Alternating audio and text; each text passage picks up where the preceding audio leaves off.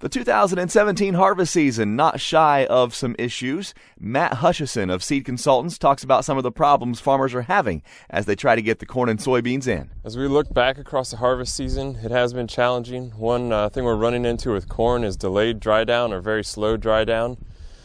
As a result of some cooler weather we had towards the end of the summer into fall, we had an extended growing season, and so grain fill was delayed. There was a longer grain fill period, and we got into wetter moistures as we got into fall. And so now we have cooler, wetter weather. We're not getting a lot of dry down at this point, and so we've got a lot of growers out there who tried to leave the corn in the field as long as possible to make sure it would dry down as much as possible in the field.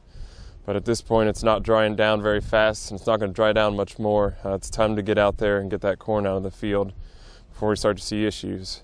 As far as soybeans, with patterns of wet and dry weather, we've seen the pods get weak and starting to see some shattering there. So sometimes you'll see pods that are open or shriveled and beans on the ground before you get to the field. And sometimes as you're going across the field with a combine, you hear a lot of beans hitting your windshield, or you'll find them on the ground afterwards where they were shattered out by the reel.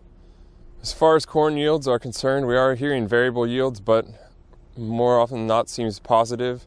Although yields may be average or below, with some of the stress we had this year, growers are pretty happy with that.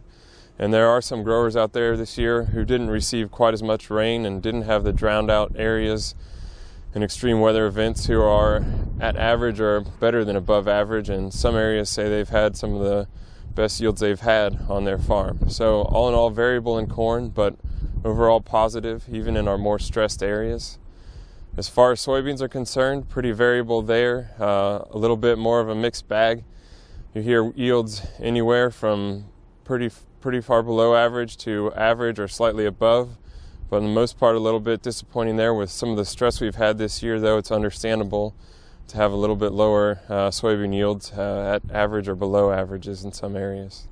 When you look at the capabilities farmers have with new technologies in planting and harvest, they can collect a lot of data.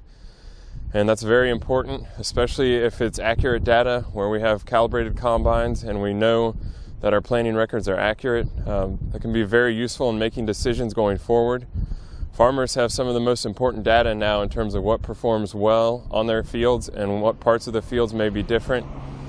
Or you can look at different varieties with their different trait packages, or whether it's a racehorse versus a workhorse, where it worked in what field. He says using this year's data will help make 2018 a success. For the Ohio AgNet, I'm Ty Higgins.